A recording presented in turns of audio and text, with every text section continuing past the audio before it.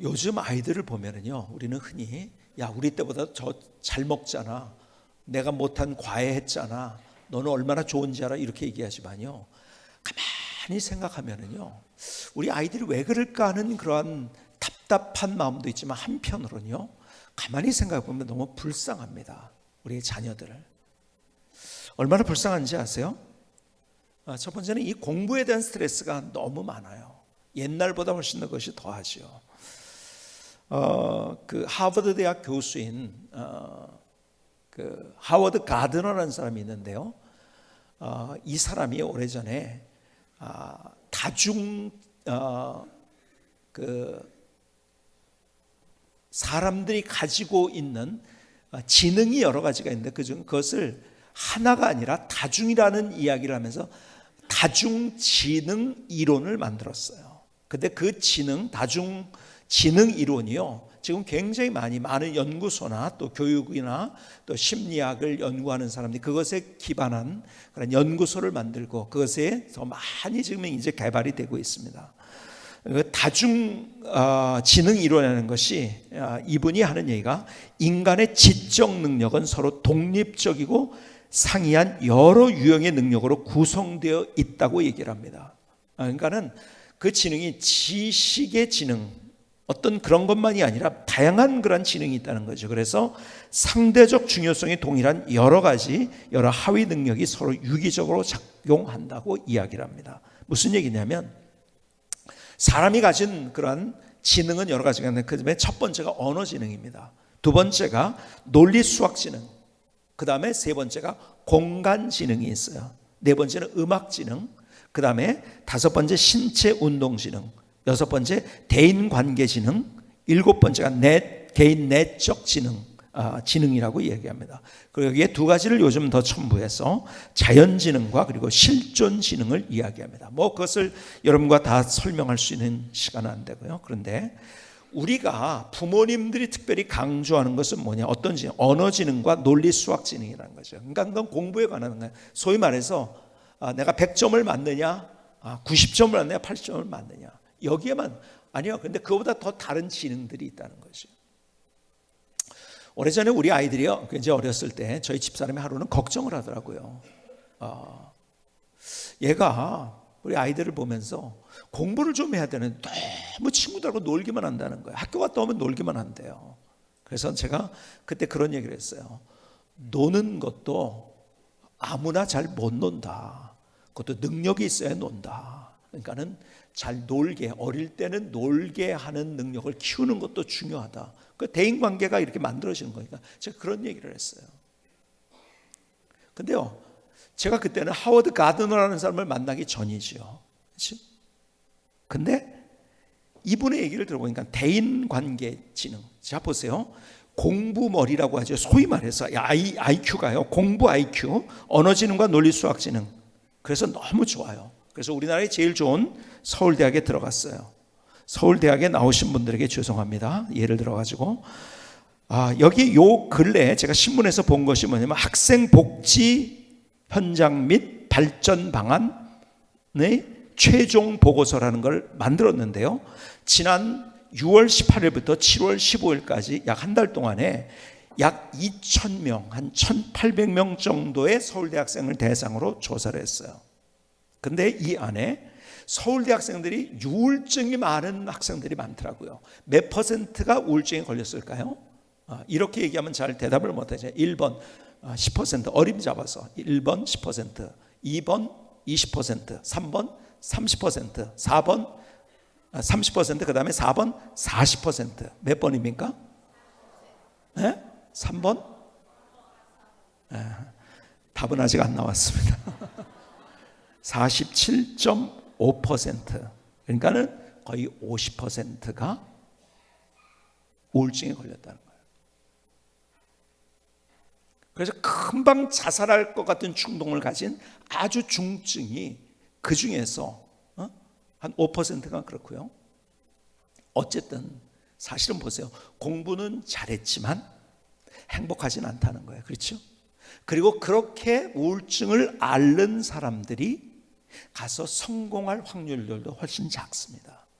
여러분, 공부머리가 발전됐다고 그것이 좋은 것이 아니에요. 근데 자꾸 우리 이 부모님들은요, 자꾸 공부에만 관심을 가지고 있어요. 그리고 얘기합니다. 왜 좀 열심히 안 하느냐고. 나 때는 학원을 다녔니? 뭐 이렇게 과외를 해봤니? 나는 그런 것도 못하고 어쩌고는 막 부시라니까요. 참 불쌍해요. 공부에게만 다 모든 것을 집중을 해버리니까요. 더 나가서 사진부터 한번 보여드릴까요? 어디 사진인가 한번 보시겠어요? 어디 사진일 것 같아요? 네? 학교. 교도소입니다. 여러분, 학교하고 비슷하게 지은 게 교도소예요. 자, 학교와 교도소를 비교해 보면 좀 이렇게 파란 하늘을 더 이거는 찍었지만요, 좀 잘 찍은 거예요. 그렇지만은 똑같아요. 그래서요, 제가 얼마 전에 유현준이라는 분의 강의를 한번 들은 적이 있어요. 유현준이라는 사람은 건축가인데요. 담장이 있는 우리나라의 대표적인 공공 건물, 그것을 뭐라고 얘기하냐면 교도소와 학교라는 거예요. 그리고 그것이 너무 똑같다는 거예요. 큰 운동장이 있고, 아까 그것은 서울 남부교도소입니다. 그러니까 안 가봤으니까 잘 모르죠. 여러분들은 잘 가보신 분들이 아무도 안 계신 것 같아. 그런데 학교하고 똑같아요. 그리고 이렇게 그 유현준이라는 그 분이 얘기하면서 건축가인데요. 지금 한국 그 교육의 문제가 선생님들이 아무리 좋아도 이 구조 속에서 아이들이 잘 될 수 없다는 거죠. 그러니까는 낮아야 된다는 거죠. 이분의 주장이 그거예요. 5층에 아이들이 있는데요, 수업 시간 수업하다가 10분 쉬는 시간이 있어요. 근데 그 아이가 어떻게 10분 동안에 그 5층에서 내려와가지고 또 올라갈 생각하니까 내려가지도 못하고 같이 애들하고 놀아야 돼, 놀지 못하는 구조. 그래서 이분의 주장은 5층이 교무실로 가야 된다고 주장을 하더라고요. 그리고 단층으로 만들어야 된다. 그리고 혁신 기업이 일어나는 모든 것들은, 여러분 보세요, IT나 이런 것들이 미국에서요, 서부 쪽이에요. 근데 서부가 왜 그러냐? 다 단층 건물입니다. 동부는 상대적으로 고층 건물입니다. 그냥 좋은 친구들, 스티브 잡스가요, 괴팍한 사람입니다, 이 사람이. 근데 좋은 친구를 만나가지고 그렇게 됐다는 거죠. 그렇죠? 혼자서 안 되는데. 그러니까 창의적이고 다른 그 공부 지능 외에 다른 것들이 개발될 수 있는 여지가 다 없어지는 그런 학교를 다닐 거예요. 이 구조가 그렇다는 거예요. 구조가, 프레임이 그렇다는 거죠. 여러분, 아이들이요, 요즘 우리나라 옛날부터 잘 부르는 노래, 우리의 소원은 통일, 그렇죠? 다 우리나라처럼 통일이 잘 되는 데가 없어요. 유행도요, 금방. 우리나라처럼 뭐가 유행이 됐다면 다, 아마 올해는 롱패드가 유행인 것 같아요. 하여간 다 롱패드 안 입으면은 뭐예요? 다 이방인 같이 느껴지는 그런, 어느 때는 뭐였다, 어느 때는 뭐, 하여간 그 유행이 우리나라처럼. 그러니까 다 통일이 돼야 돼요. 우리는 학교도 다 통일입니다. 그러니까는요, 우리나라처럼 급식을 하는 나라가 그렇게 흔치 않다는 거 아십니까? 급식을 그렇게 하는 나라, 미국 같은 나라는요, 도시락을 싸줍니다. 물론 거기서 뭐 샌드위치 같은 것들이죠, 집에서 싸주는 것들이. 우리나라는 밥이 먹는 게 아니니까. 그리고 못 싸오는 애들이 학교에서 사 먹습니다. 그러니까 먹는 것도 똑같아요. 어떻게 먹느냐 보실래요? 밥이 두 종류가 있는데 식판하고 똑같아요. 그런데 어느 게 하나는 먹을 것 같아요. 하나는 뭐고? 예? 하나는 학교, 하나는 교도소 밥입니다. 예, 어느 게 교도소일 것 같아요? 왼쪽이냐 오른쪽이냐? 왼쪽이라는 분 손 들어보세요. 왼쪽. 많이 들으셨네. 오른쪽. 거의 없네. 여러분, 오른쪽이 학교 밥입니다. 교도소 급식. 제가요, 이걸 사진을 찾아서 교도소에서 어떻게 먹는지 잘 몰라가지고요, 제가 사진을 계속 한번 찾아봤어요. 그랬더니 여러분, 똑같이 먹어요. 그리고 똑같이 갇힌 곳에서. 그러니까 이 유현진이라는 분은 그런 얘기를 하더라고요. 건축에 관한 얘기를 하면서 이게 아이들이 그렇기 때문에 교도소하고 똑같다는 얘기를 해요. 그러면서 그래서 아이들이 12년 동안 이런 데 감금돼 있었기 때문에, 제가 선생님들이 잘못한다는 얘기가 아니라 구조가 지금 그 시스템이 그렇다는 거예요. 감금돼 있었기 때문에 애들이 졸업할 때 꽃다발 주면 안 된대요. 두부를 줘야 된대요.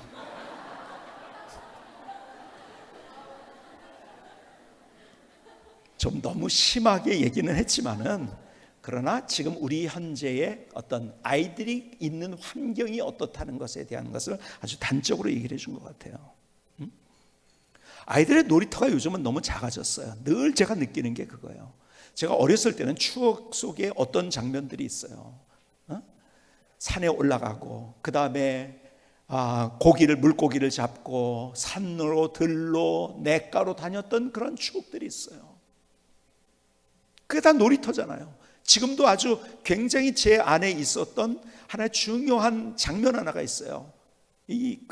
겨울에 눈이 올 때 토끼 잡기 좋다고 해가지고요, 저희 외갓집이 어디 있냐면 그 당시엔 청원군 강서면이라는 곳이에요. 지금은 이제 청주로 편입이 됐죠. 그리고 저희 외갓집의 종중 땅이 완전히 개발이 돼가지고 수용이 돼가지고요, 청주에서 제일 좋은 아파트 지역이 됐어요. 가봤더니요, 옛날 흔적이 거의 산만 있어요. 나머지는 다 이게 개발이 됐더라고요. 옛날에 제가 놀던데, 정말 재밌게 놀던데, 거기 옆에 부모산이라고 있었어요. 눈이 오면 산에 같이 올라가요. 왜 올라가는지 아세요? 토끼 잡는다고. 제가 토끼를 몇 마리 정도 잡았을까요? 한 마리도 못 잡았어요. 어떻게 아세요? 근데요, 한 마리를 못 잡았지만 그때 그 시절에 그렇게 기억이 나는 거야. 그때 이런 아름다운 추억이 있지. 여러분, 요즘 아이들하고 이 놀이터가 다릅니다. 그러니까 얼마나 불쌍합니까? 제가 그래서 한번 생각했어요. 그러면 아이들의 놀이터가 요즘 뭘까? 공원이 많아지고 뭐 그랬지만요, 공원에서 애들이 놉니까? 아니에요. 아이들의 놀이터가 굉장히 조그맣더라고요. 얼마요? 여러분, 커야 20인치 모니터 하나예요. 아니면은 애들의 놀이터가 조그만 스마트폰 하나. 여러분, 아이들이 놀 데가 없어요. 그러니까 뭐 가지고 노느냐? 컴퓨터 가지고 놀아요. 그러니까 너무 컴퓨터 왜 그렇게 하냐고 너무 그렇게 윽박질르지 마세요. 아니면 산에서 놀게 하든지요, 옛날처럼. 안 그러는데 얼마나 불쌍해요. 사실은 컴퓨터 붙들고 있는 아이들 불쌍하지 않습니까? 왜 그런지 아세요? 놀 데가 없으니까요. 어디서 놉니까? 기껏 놀아야, 제가 얘기를 들어봤더니 요즘 뭐 스타필드 뭐 이런 것들 아이들 데리고서 이제 거기 간다고 하더라고요. 불쌍하죠, 사실은. 그렇게 대단하게 지어놓으면 뭐합니까? 그 아이들이 인격적으로 정서적으로 자랄 수 있는 그런 모든 것들은 없어진 그런 시대. 아이들의 놀이터가 없어졌어요. 너무 불쌍하더라고요. 모니터가 놀이터가 돼버렸으니까요. 그런데 그 정도만 돼도 괜찮아요. 부모님의 감시는 얼마나 심한지요. 학교에 딱 들어가는, 정문에 들어가는 동안에 스마트폰과 연동이 돼가지고 학교 문을 통과했습니다. 나올 때 학교에서 나왔습니다. 학원 가면은 10분만 늦어도, 아니요 10분이 아니라 단 5분만 늦어도 아이들이 안 왔다고 문자가 옵니다. 여러분, 아이들이 숨을 데가 없어요. 여러분, 여러분들 어릴 때 어땠어요? 숨을 때 많았잖아요, 그렇죠? 놀 때도 많았고 숨을 때도 많았고. 근데 애들 입장에서 보면 뭔지 아세요? 완전히 갇혀진 그 마음속에 있는 게 어떤 마음인지 아세요? 완전히 밀폐된 곳에서 폐쇄공포증 때문에 이럴 수밖에 없는 그런 상황이 됐다는 거예요. 그러니까 요즘 아이들이요, 교회 아이들이 없다는 얘기예요. 상대적으로 저희 교회는 아이들이 참 많은 것 같아요. 근데 아이들도 잘 낳고 저희 교회는. 근데 아이들이 없는 이유가 뭔가, 교회들마다 아이들을 안 낳죠, 첫 번째는. 두 번째는요, 옛날에 우리 세대, 저희 위아래 세대만 해도 교회에서 뭐 한다 그러면 그냥 가면 돼요. 그렇죠? 부모님이 할 일도 많으시고 애들이 많은데 그거 하나하나 어떻게 챙깁니까? 그러니까 내가 갈 수 있었단 말이에요. 근데 지금은 못 갑니다. 왜? 하나니까요. 어디 있는지 다 알아요. 그러니까 애들이요, 부모 허락 없이는 교회 못 옵니다. 그러나 애들 전도도 안 되는 그런 시대예요. 사실은 밀폐된 공간에서 속으로 답답해서 속은 어떻게 이러고 있는 거예요. 불쌍하죠. 사실은 그러나 상대적으로 우리가 아이들을 볼 때, 야, 우리 때는 너같이 학교도 다니지 못했어. 내가 무슨 과외가 있어. 너 때문에 돈이 얼마나 들어가는지 알아? 내가 너 얼마나 애쓰는지 알아? 내가 투잡을 뛰는 거야. 근데 너 뭐 하는 거야? 우리가 막 다그치고 있지만 애들 입장에서는 밀폐된 숨 쉴 수 없는 그곳에서 폐쇄공포증에 걸려서 너무 안타까운 거예요. 여러분, 닭장 속에 있는 것 같은 거죠. 그렇죠? 좋은 아주 멋진 빛이 있어요. 좋은 빛, 아주 빛을 잘 비춰줘요, 닭장에. 그리고 맛있는 모이를 줍니다. 그렇죠? 온도는 얼마나 적절하게 해주고요, 습도는 얼마나 적절하게 해주고요. 근데 닭장 속에 있는 닭이 얼마나 불쌍합니까? 그렇죠? 사실 아이들이 그렇다는 거예요. 그래서 아이들이 과민한 상태가 됐어요. 요즘은요, 이런 일들은 쉽게 일어나요. 얼마 전 신문에도 이런 얘기가 나왔더라고요. 어떤 사람 막 때리는 거예요. 막 말려도 안 돼요. 막 때리는 거예요. 경찰을 부르기까지. 그래서 왜 때렸냐고 물어보니까 자기를 째려봤다는 거죠. 쏘아봤다는 거예요. 그래서 그래요. 그래서 맞은 사람한테 물어봤어요. 왜 쏘아봤냐고, 왜 째려봤냐고. 자기는 그런 적 없대요. 아는 사람인 것 같아서 유심히 한번 본 거래요. 근데 그런 싸움이 일어난 거예요. 과민한 상태. 왜? 답답하니까. 그냥 뭘 해도. 여러분, 그냥 때리기만 한 거죠. 요즘 그냥 아무렇게나 죽이잖아요, 그냥. 여러분, 그런 상황 속에 있기 때문에 사실은 어떤 때보다도 그래서 우리가 느끼는 대로 자녀들의 문제가 너무 심각합니다. 얘가 왜 이럴까? 내 말을 안 들을까? 왜 대화가 안 될까? 사실은요, 마음속에 학교 다니는 아이들이 있는, 물론 이제 장성한 자녀들도 있지만 특별히 학교 다니는 자녀가 있는 사람들의 입장에서는 이 아이 때문에 너무 힘든 거예요. 여러분, 근데 보세요. 어쨌든 간에 내 입장에서 얘가 왜 그럴까 하지만 또 걔 입장이 있잖아요. 그러다 보니까는 서로 접점을 찾지 못하고 집안마다 아이들과의 잘못된 관계 속에서 서로 아이들은 엇나가고 삐뚤어나가고 부모님과 대화하고 마치 청결같이 이거 하라면 저거 하고 저거 하라면 이거 하고. 참 아이 때문에 얼마나 힘듭니까? 여러분, 사실은요, 요즘 그래서 아이를 안 낳기도 하는 거예요. 아이 때문에 너무 힘이 드니까요. 그렇게 힘이 들 뿐만 아니라 이렇게 힘이 든 적도 있죠. 아이가 괜찮은데 어떨 적에는 아이 때문에 힘든 것이 뭐가 있냐면 아이가 사고를 경험했어요. 그래서 힘들 때도 있고요. 아니면 중한 병에 걸려서 힘들 때도 있고. 어쨌든 간에 오늘 이 시대는 다른 어떤 시대보다도 아이들 때문에 힘든 시대. 그래서 쉽게 아이고 저 아이가 내 십자가야 그러는 시대를 우리가 살고 있어요. 그런데 오늘 본문의 얘기, 지난주에 이어서 가나안 여인의 이야기를 다시 한번 볼까요? 이 여인이 가지고 있었던 문제가 이 자녀의 문제였던 거예요.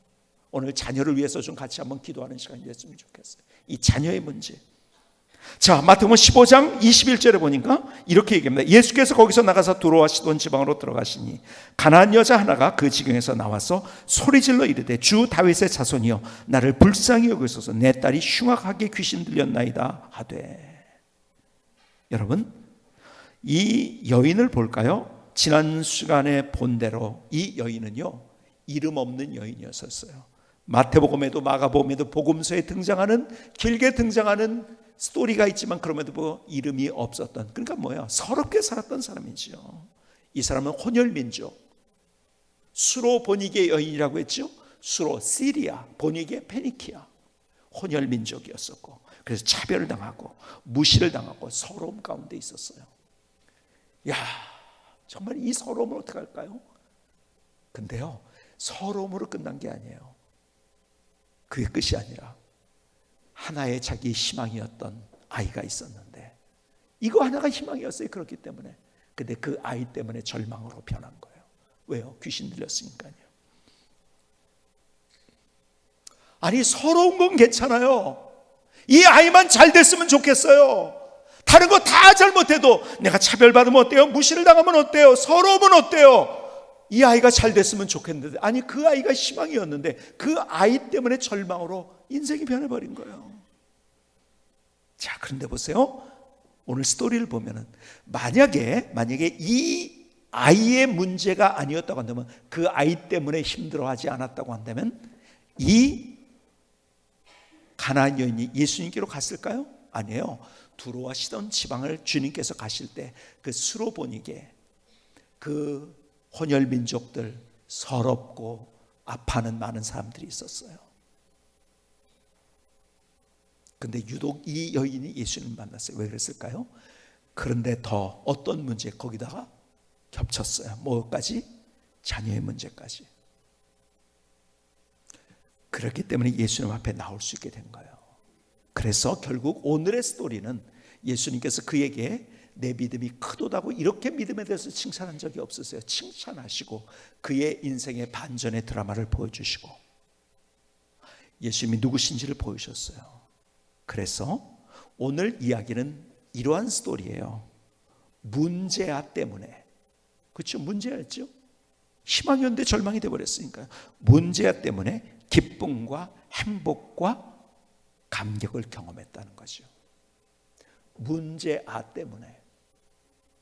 그냥 다른 사람들보다 내가 차별받는 상황에서 끝나는 것이 아니라, 아니 그거는 괜찮은데 그 아이 때문에 내가 너무너무 힘들고 절망스러웠는데, 이 아이만이 희망이었는데 그 아이가 잘못됐으니까 절망스럽지 않겠습니까?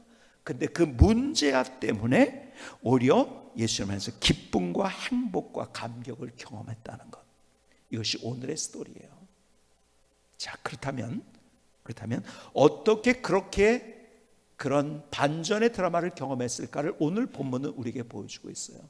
그리고 이 스토리가 스토리로 끝나지 아니하고 이 스토리가 저의 스토리, 그리고 여러분들의 스토리가 되기를 주님께서 원하셔서 이 기록된 하나님의 말씀에 있는 거예요.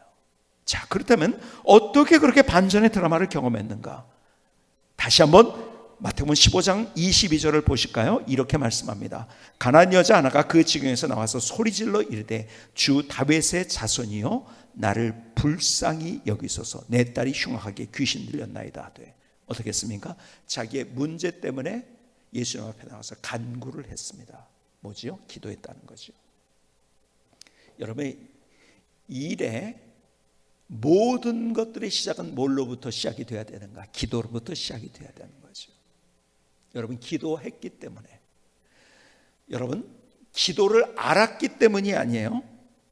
기도했기 때문에 다른 사람이 이렇게 됐다는 게 아니에요. 자기가 기도했기 때문에, 간구했기 때문에. 여러분 기도가 얼마나 중요한지 아세요? 사람들은요 자꾸 바쁘기 때문에 기도를 못한다고 얘기를 해요. 바쁘니까요. 그렇죠? 그러나 어떤 분의 기도, 그 책의 제목이 바쁘기 때문에 기도합니다. 더 기도해야죠. 왜? 그걸 이루시는 분이 누구신데요? 주님이신데요. 나를 가끔 한번 도와주는 분이 아니라 내 인생의 모든 것들을 섭리하시고 다스리시고 내가 생각하지 못한 것까지 보여주시는 그 하나님, 주님 앞에 맡기는 기도를 해야죠. 여러분, 그래서 우리 교회 올해 표가 뭐였죠? 뭡니까? 아직 올해가 이제 끝나가지 않았어요. 한 달 남았어요. 한 달은 아니지만 조금 남았죠. 뭐예요?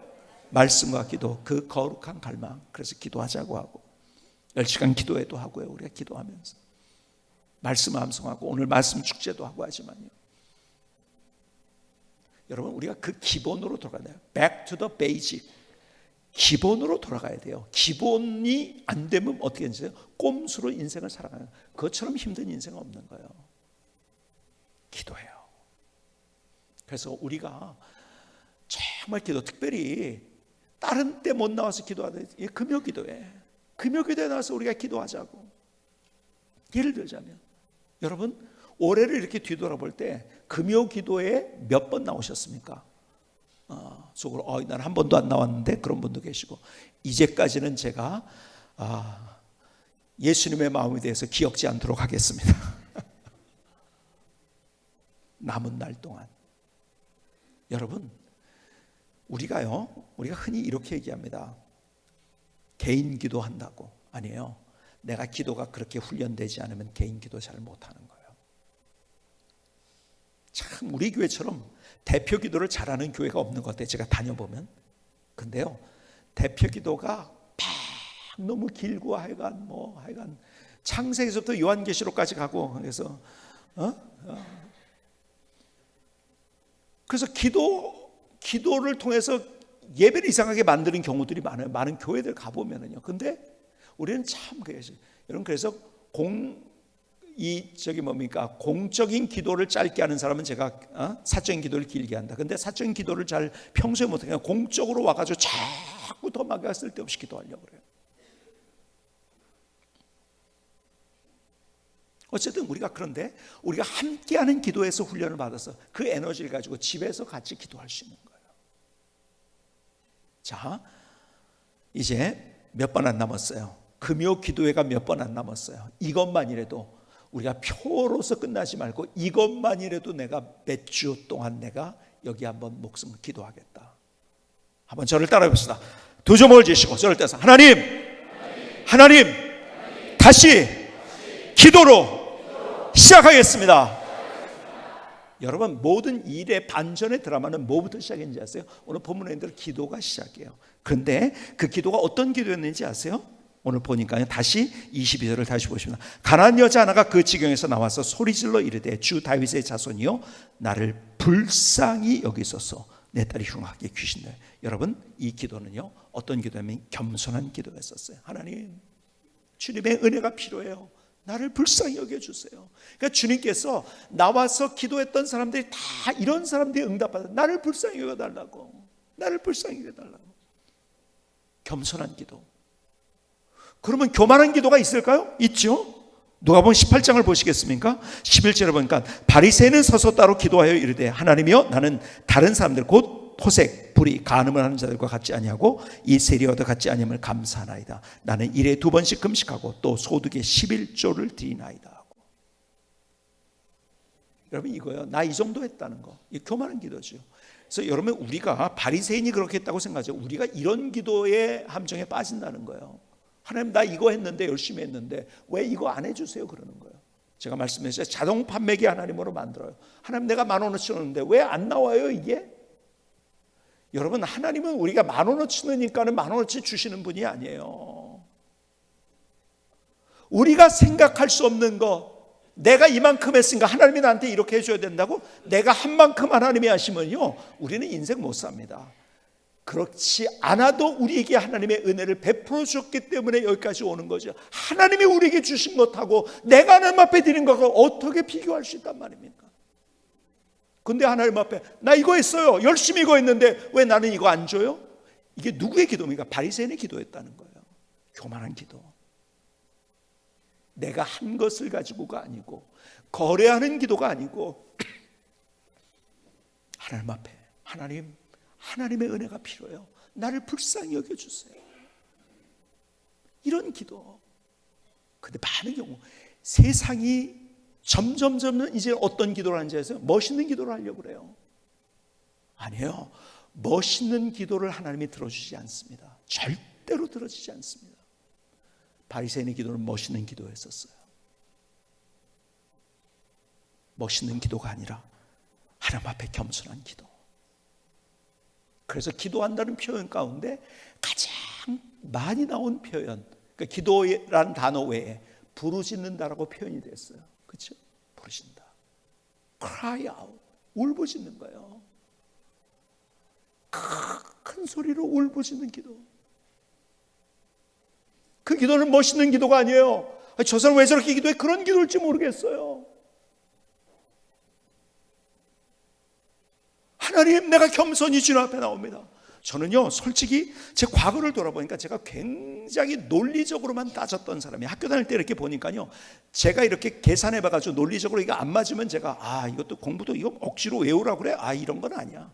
내가 이해가 되면 안 되고 하는 그런 기질을 제가 가지고 있었어요. 논리적으로. 그래서 말씀드린 것처럼 저는요 연속극을 보고 아니면 드라마를 보고 영화를 보는데 사람들이 울어요. 근데 나는 눈물이 안 나와요. 난 왜 눈물이 안 나올까? 논리적이었더라고요. 근데 하나님의 은혜를 경험한 다음에 눈물이 뭔지를 경험했고, 하나님의 은혜를 경험한 다음에 논리를 뛰어넘어서 어떤 하나님의 역사들이 있는지를 본 거예요. 그러니까 저는요, 제가 학교 다닐 때도 신학교 시절에도 그런 거예요. 뭐 기도를 뭐 그렇게 막 그냥 소리를 질러 그냥 기도하면 되지, 점잖게 하면 되지. 여러분, 기도는 참선이 아닙니다. 여러분, 기도는 하나님 앞에 내가 가장 겸손한 모습으로 나가는 거예요. 그래서 제가요 뭐 주여 이러면서 기도를 해. 막 주여 그러면 아유 저 무슨 저런 기도를 하지? 솔직하게 제가 그렇게 생각했던 사람이에요. 근데 보니까요 제일 겸손한 기도가 그거예요. 주여. 그래서 제가 금요기도 때 우리는 금요기도 때 특별히 이제 큰 소리로 함께 울부짖는 기도를 하잖아요. 하는데 주여 할 때마다 제가 얘기하잖아요. 그 말 속에는 뭐가 포함이 되나? 이런 사람만이 그렇게 부르짖을 수 있어요. 하나님 나를 긍휼히 여겨주세요. 나를 불쌍히 여겨주세요. 이런 사람들, 바리새인과 같이 점잖게 멋있게 기도하려는 사람들 절대 그 소리 안 나옵니다. 그렇죠? 겸손한 기도. 나를 불쌍히 여겨주세요. 주님 나를 불쌍히 여겨주세요. 우리가 이런 기도를 드리는 게 이게 진짜 기도라는 거죠. 오늘 이 이름 없는 가나안 여인을 통해서 주님께서 우리에게 가르쳐 주신 것이에요. 그런 겸손한 기도를 드립니다. 그런데 그 겸손한 기도일 뿐만 아니라 그 기도는 어떤 기도였는가? 오늘 본문에 보니까 포기하지 않는 기도였었어요. 여러분이 보신 대로 그렇게 불쌍히 여겨달라고 했을 때 예수님의 반응이 뭡니까? 23절에 보니까 예수는 한 말씀도 대답지 아니하시니. 여러분 기도했는데 응답이 없었다는 거예요. 관심 안 둔 것처럼. 그건 제자들까지 와가지고 제자들이 와서 정하여 말하되 그 여자가 우리 뒤에서 소리를 지으니 그를 보내소서. 좀 들어주세요 그게 아니에요. 쫓아버리라는 거죠. 그렇죠? 좀 그렇게 우리 힘들게 하는데 그거 좀 들어주세요. 그게 아니에요. 쫓아버리라는 거예요. 야, 참 여기서도 차별받나요? 여기서도 서러움을 경험하나요? 그런데 포기하지 않았어요. 그렇죠? 근데 계속 주님께서 이렇게 말씀하십니다. 계속해서 24절에 보니까 예수께서 대답하여 이르시되 나는 이스라엘 집에 잃어버린 양 외에는 다른 데로 보내심을 받지 아니하노라 하시니. 주님이 이렇게 단도직입적인 얘기합니다. 나 유대인이고 너는 이방 사람이야. 나와 상관없는 거 아니야? 제가 말씀드렸죠 지난주에. 이것은 테스트였다고. 그렇죠? 그렇게까지 어쩌면 심하게 얘기하면 모욕적인 지경에까지 이르렀어도 포기하지 않았어요. 그러니까 주님께서 다시 이렇게 말씀하십니다. 그래도 간구를 하자는 25절에 보니까 여자가 와서 예수께 절하여 이르되 주여 저를 도우소서. 주여 저를 도우소서. 다시 기도합니다.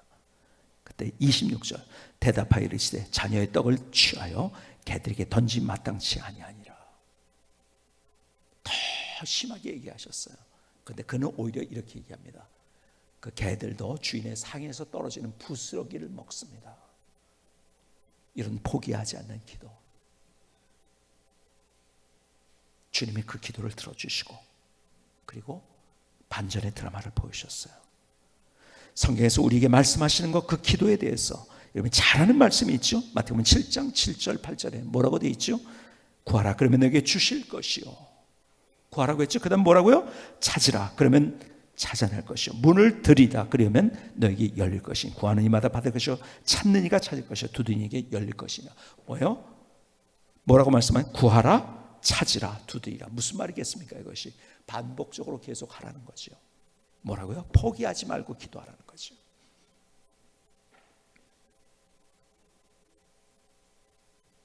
여러분 어쩌면 우리 안에 사연이 있어요. 그 사연 속에 이 아이만이 우리의 희망이었는데 나의 희망이었는데 그 아이마저 절망으로 나를 만들지 모르겠어요. 저는요 오늘 다시 우리가 어떻게 자녀들을 위해서 기도할지를 특별히 생각할 수 있는 이 시간이 되었으면 좋겠어요. 그 아이들 하나님이 그를 만져주시고 우리 아이들 이 시대 가운데서 제대로 살기 힘든 그런 시대를 살고 있는 불쌍한 세대를 살고 있는 그 아이들을 우리의 품에 안고 우리의 가슴으로 기도할 수 있을 때 하나님께서 그 아이의 삶뿐만 아니라 우리의 인생과 우리의 가정에까지 새로운 반전의 드라마를 보여주신 그분이 우리의 하나님이세요. 여러분 우리가 특별히 내년 1월에는 초에 항상 우리가 기도회를 하는데 그 기도회 때 특별히 자녀들과 함께하는 그런 기도회를 하려고 여러분들이 꼭 데리고 오시기 바랍니다. 자녀들과 함께. 여러분 세상 속에서 그 아이들이 변화될 가능성은 없어요. 왜요? 올가매져 있으니까, 답답해하고 있으니까, 그들이 폐쇄공포증을 느끼고 있기 때문에 우리가 생각하는 것보다 더 심각합니다. 우리가 주님 앞에 먼저 기도하는 거예요. 기도하되 겸손하게 구하는 거예요. 겸손하게 구하되 우리가 포기하지 않는 기도를 주님 앞에 드리는 거예요. 그래서 그 반전의 드라마, 야, 너 참 멋있다, 너 믿음 대단하다, 그리고 아이를 터치하시고 가정을 새롭게 하시는 그 하나님, 이 스토리가 저의 스토리뿐만 아니라 여러분들의 스토리가 될 수 있기를 주님의 이름으로 축복합니다. 김승규 선생님의 찬양을 들으시겠습니다.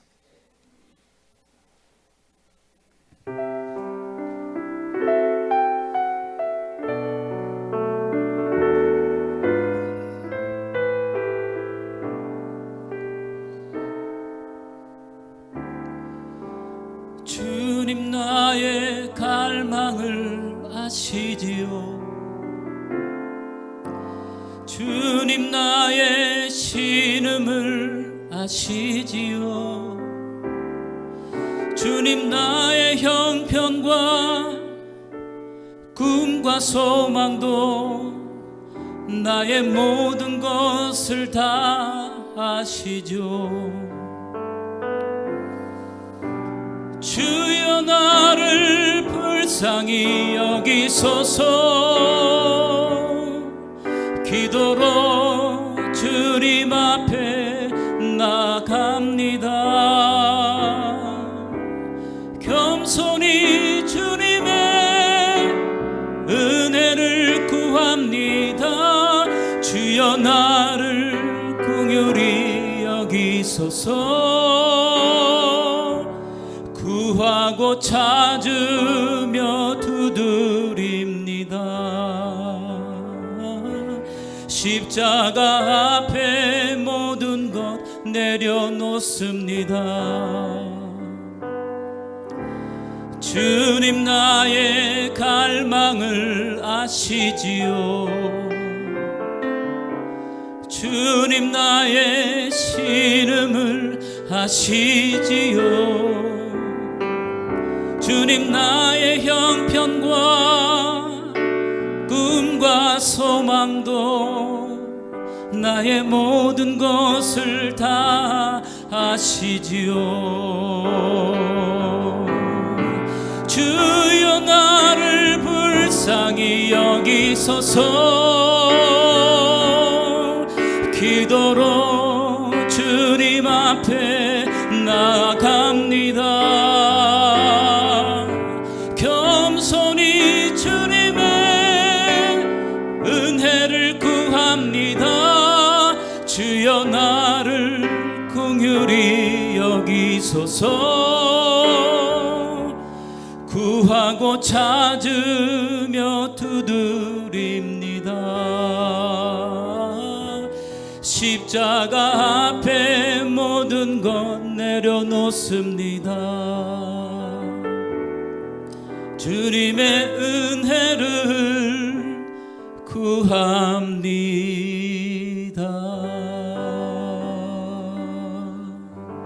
아멘. 하나님, 나의 고백입니다. 나의 결단입니다. 주님 나를 받아 주시옵소서. 주님 나를 받아. 오늘 가나안 여인과 비슷한 처지를 경험했었던 한 사람, 그 사람을 구약에서 우리에게 소개를 해줍니다. 그 사람의 이름은 한나입니다. 아시죠? 자녀 때문에 고통을 받았어요. 그런데 왜 고통을 받았냐? 자녀가 없어서. 그 당시 문화에서는 자녀 없다는 것이 이건 서러운 일이었었어요. 너무 힘들어서 손가락질 당하고 무시당하고. 그래서 하나님 앞에 기도를 합니다. 사무엘상 1장 10절에 보니까 이렇게 하죠. 한나가 마음이 괴로워서, 그의 감정은 그대로 여기에 표현합니다. 괴로움 가운데 있었어요. 여호와께 기도하고 통곡했다는 거예요. 11절 소원하여 이르되 만군의 여호와여, 만일 주의 여종을 고통을 보시고, 고통스러웠다는 거예요. 지금 현실이 나를 기억하사 주의 여종을 잊지 아니하시고 주의 여종에게 아들을 주시면 내가 그의 평생에 그를 여호와께 드리고 삭도를 그의 머리 대지 않겠나이다. 고통스러워서 했던 기도. 근데요, 그렇게 기도할 때 주변에서 뭐라고 했는지 아세요? 이렇게 얘기합니다. 12절에 보니까 그가 여호와 앞에 오래 기도하는 동안에 엘리가 그의 입을 주목한 즉 한나가 속으로 말하매 입만 움직이고 음성은 들리지 아니하므로 엘리는 그가 취한 줄로 생각한지라. 술 취했다는 거죠. 누가 그렇게 기도하는데 누가 그렇게 여겼어요? 엘리가 누구예요? 제사장입니다. 제사장마저 야, 너 술 취했구나. 너 왜 이상하게 그렇게 기도해? 그런 거죠. 여러분, 누가 어떻게 기도한다고 함부로 재단하지 마시기 바랍니다. 제가 볼 때는 점잖게 기도하는 것보다 하나님 앞에서는 그게 훨씬 더 기가 막힌 기도예요. 왜 저 사람 어떻게 하냐고, 저런 소리를 내냐고, 왜 저렇게 하냐고, 왜 저렇게 우냐고, 그런 소리 하지 마세요. 아니요, 엘리 제사장이 그런 잘못을 했던 거예요. 너 술 취했구나, 기도하는 사람에게. 그리고 포도주를 끊으라고 얘기합니다. 그때 한나가 대답을 합니다. 15절을 볼까요? 한나가 대답하여 이르되 내 주여 그렇지 아니하나이다. 나는 마음이 슬픈 여자라. 슬프다고 그의 감정을 표현합니다. 포도주나 독주를 마신 것이 아니요 요 앞에 내 심정을 통한 것뿐이오니. 통하다는 것은요, 원어적으로 쏟아놓다는 거야. 털어놓다는 거예요. 내 속에 있는, 내 가슴에 있는 모든 것들을 다 주님 앞에 쏟아놓은 거예요. 이게 기도라는 거예요. 내 속에 있는 감정까지, 나의 모든 것들을 다 쏟아놓는 것, 이게 기도라는 것이요. 정직한 기도, 이게 진짜 기도인 거예요. 16절에 계속 얘기합니다. 당신의 여종을 악한 여자로 여기지 마옵소서. 내가 지금까지 말한 것은 나의 원통함과 격분됨이 많기 때문이다. 한나의 심정을 이해할 수 있겠습니까? 그의 감정을 그대로 얘기합니다. 괴로움, 고통, 원통함, 격분됨, 분노가 났다는 거죠. 그의 모든 것들을 그대로 가감없이 다 내려놓습니다. 여러분, 진짜 기도가 뭔지 아세요? 정직한 기도예요. 여러분, 바리새인의 기도는 정직한 기도가 아니었기 때문에 교만한 기도가 된 거고요. 여러분, 다윗의 기도를 보실까요? 그는 정직하게 아프면 아프다고 그랬어요. 고통스러우면 고통스럽다고 했어요. 아닌 것처럼. 여러분, 점잖고 멋있는 기도가 진짜 기도가 아니라는 거예요. 어쩌면은 한나의 기도, 다른 사람에게, 아니 대제사장도 제사장이 그런 거야. 너 술 취했구나. 너 왜 이렇게 이상하게 기도해? 근데 그게 진짜 기도라는 거죠. 근데 우리는 너무 점잖을 뺍니다. 멋있게 보이려고 해요. 아니요, 내 속에 있는 그것을, 내 심정을 다 쏟아놓는 것, 털어놓는 것, 이것이 기도인 거예요. 오늘 주님께서 우리에게 말씀하고 계신 거예요.